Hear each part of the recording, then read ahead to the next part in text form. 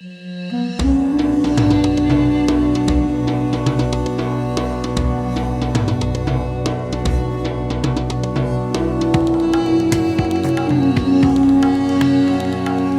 kick off this morning in Asia with Narendra Taneja, India's leading energy expert. Narendra, I wanted us to kick off the conversation this morning to get your thoughts on the news out of Saudi Arabia regarding the Ukraine-US talks on a ceasefire in Ukraine. Obviously, we've seen very publicly in recent weeks that the relationship between Ukraine and the United States, its sort of biggest backer, if you like, financially, militarily at least, it has been somewhat stressed. Your thoughts on the outcome of the discussions in Riyadh this week and the announcement that Ukraine has agreed to a 30-day ceasefire? Well, I think it's encouraging, and but at the same time, we have to wait and see the response from Moscow, which is very important. And at the same time, over the day, I'm looking forward to reaction from European countries, especially Britain, Germany, and France. Let's see what they have to say, whether they're going to be on the table or they're not going to be on the table for the time being, or how, for instance, the United States and Ukraine, they've decided to move in a direction which is, for instance, would produce the results with the Europeans on board, and of course the Russians on board, Ukraine on board, and the US on board. So, I mean, there's so many ifs and buts at this stage, but I think if you look at it, diplomacy is always a very complex art. It takes time, and President Trump may want to stop the war in Ukraine in one day, but we all know that, it's far more complex. Diplomacy is a very complex business. And so it's going to take some time, but I think the beginning is good. But however, it is important to remember that at the same time that President Trump, I think his agenda is good. Russia has already responded that they want to be on board. And Ukraine now has more or less, suggested they also want to be on board, which is good news. But at the same time, it's a good effort by President Trump. Intent is very good. The world needs peace in Ukraine.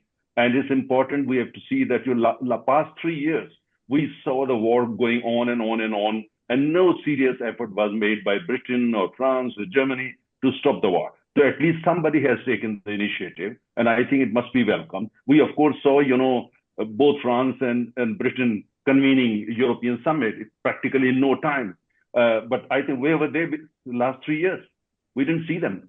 We didn't see any, that kind of initiative. Well, so I mean, isn't there? I mean, a question. I mean, even the Chinese were commenting on this in recent days that ending the war by giving Putin everything he wants isn't exactly the kind of deal that Europe can sign up for.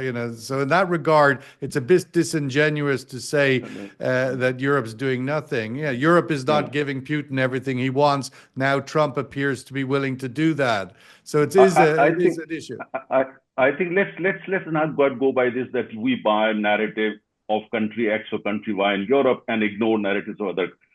I think it is important we all make a fresh. I know you were the one that moaning about Europe, so I had to push back a little bit. No, but I'm saying let's make a fresh beginning. The fact is that Europe was silent. The fact is that Europe didn't take initiative. The fact is that Europe did what they did in London or in Paris in front of the world cameras to show that, look, we matter. Yes, of course you matter. But now the fact is that it's the US which is taking the initiative. And when it comes to Ukraine war, it's the US which matter because they are the one who are militarily more powerful. You are not. You look at the statistic. You can make loud. You may be collecting the entire world and say, look, these are the. Well, I mean, I think the important thing is to make a new beginning. Important thing is the US has taken initiative. Moscow has responded. Now Ukraine has also responded. Let Europeans not create hurdles. Let's all give peace a chance. Narendra, your thoughts on we followed through with this idea that there's a deal to be done in Russia. All of the different players are indicating a pathway there. What does that ultimately mean for India in context of this now very significant oil supply relationship with Russia?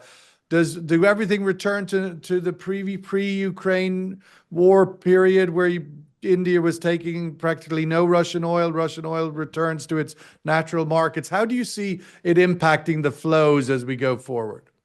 Well, this is an interesting question. I think, Indian refiners now have discovered Russia in a big way, in the sense how to do business with Russia, how to bring that oil, and then also the Russian grade, how to refine it, and then, export it all around the world in terms of petroleum products. So I think ultimately it's going to depend on economics. If Russia can continue to offer attractive discounts, which, for instance, Saudi Arabia is very often not in a position, or they refuse to do that, then I think Indian refiners will continue to buy oil from Russia. May not be in the same quantity, but I think the Russian oil will continue to flow and will be among the top two or three, suppliers to Indian refiners.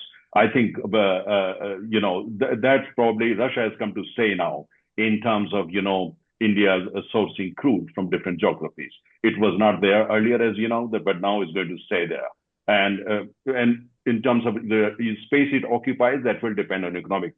But I think the way Russians and Indian companies are talking with each other, it looks like, like it's going to be long term. Like Reliance Industry, India's the biggest, most powerful private refiner, they have entered into a deal with Rosneft for 10 years.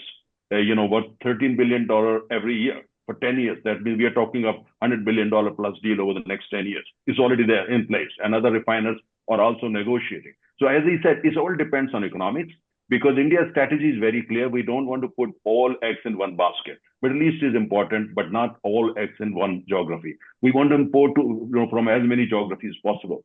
But the important thing is that in deep energy engagement with Russia is strategically important for India, because we want to see an autonomous a Russia which is kind of strategically autonomous, does not have to depend on China in particular too much, and at the same time is able to play the role, in depending on its kind of, geopolitical agendas and all that.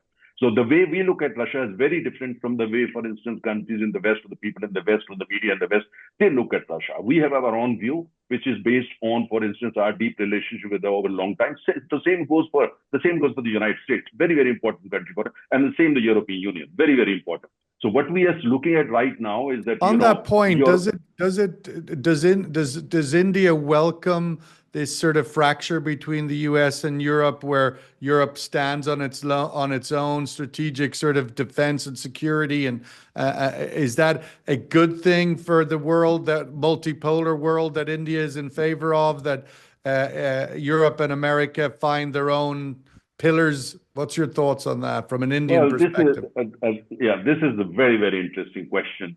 An independent Europe, a Europe which is independent, quote the German Chancellor, I think is good news. I mean, you have the United States, we have great relations with the US. Europe, we have great relations, but if Europe is independent of the US and a power, in its own right, and the second largest economy in the process, I think that's a wonderful news. And then you will have Russia, a major power, China, a major power, hopefully Japan, a major power, India, a major power. So what is happening is, the President Trump has accelerated this process, dismantling of the order that we have seen, we got used to over the past few decades. And now the new thing is going to emerge faster. But for us, for India, it might be happening 10 years too early. But at the same time, I think we're in a position. Why 10? How do you get to that number, so to speak? Well, 10, basically, I think we probably would have been more comfortable had it come, let's say, 10 years from now. By that time, we would have been, let's say, $10 trillion economy, and we would have been kind of militarily more powerful. And military, probably we could move faster to seize the opportunity to emerge as a kind of big, big power. But we'll get there. The only thing is now that we'll have to be a little bit more careful. But as I said, dismantling this order which West loves, Europeans love, that's kind of, passing into history is a great news. Emergence of a world order where countries like India, Japan, Indonesia, Saudi Arabia, Turkey, Brazil, Mexico, they're all going to be new powers. And therefore, which means that what happens in the world will not be decided by one country or only the West. It will be now decided by people. It's like a rainbow high table. People from different geography. That's a great news. You're very 1960s this morning. Give peace a chance. The rainbow. We have to say that it's simply because an independent Europe. That means it's great news, because independent Europe will have a lot to offer in terms of liberal order, in terms of free economy and a kind of new way of looking at countries like Russia in particular, and also of course hopefully China if China starts behaving. So this is very good beginning. Narendra, speaking of global trade and all of the things that are interrupting it, we are, of course, in the midst of the Trump tariff bonanza, and even your country and his very warm relationship with Narendra Modi is not exempt. And we seem to have two different narratives one out of Washington saying that India has committed to slashing import duties on US products, and the India government saying not so fast. No, we do not have plans to slash tariffs or slash import duties on US products.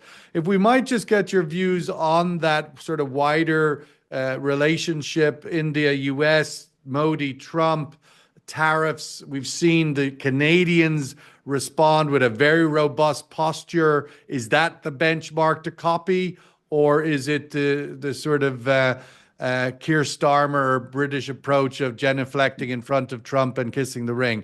Where do you see the right approach to deal with this very robust tariff strategy of the U.S. government? Well, I think we know Trump very well. We know how to deal with him, how to negotiate with him. His, intelligence chief is actually visiting India. Tulsi is visiting this weekend, and Vice President J.D. Vance is coming to India this month, and his wife is Indian, as you know, of Indian origin. I mean, and so we know the Trump administration 2.0 very, very well, and we know how to negotiate. So we are patient. We're not getting carried away by this tariff politics, which is probably more, for the domestic audience of the United States than the world outside. We're just looking at the picture with a cold mind, with a cool mind. Let me give you an example. Like Apple has a big manufacturing unit in India. If they want to manufacture Apple products in the United States, given the wages there, cost of production is going to be at least 20%, if not more, higher. Are the American consumers ready to pay that 20% extra when they can get it from made in China, made in India, which is cheaper? The same goes for a number of other products. So I think let's wait. We are looking at the economics. We export steel, we export diamond jewelry, we export petroleum products, we export so many things from the United States. And we import much more from them, of course. But at the same time, I think we're not really unnecessarily worried or anxious. We are going item by item. We know how to deal with them. And at the same time, if it's a win-win for both the parties, both the countries, we're going to welcome it. If it's not a win-win for both, I think then we are going to continue to negotiate. That's how to do it. So that's why no strong reaction from us. We are just focusing on the economics. We know it. If they want to manufacture everything in the United States, relocate jobs, for instance, ExxonMobil jobs in India to the United States, back to the United States, and there are thousands working for ExxonMobil here, as you know, back office. So there's so many other things. If they start doing in the US, that means the cost is going to go up minimum by 20%, according to some economists in some items, maybe by about 40%. Are the American consumers ready to pay that price? So let's focus on the economics, what we are trying to do in India, and at the same time negotiating as strongly as we can.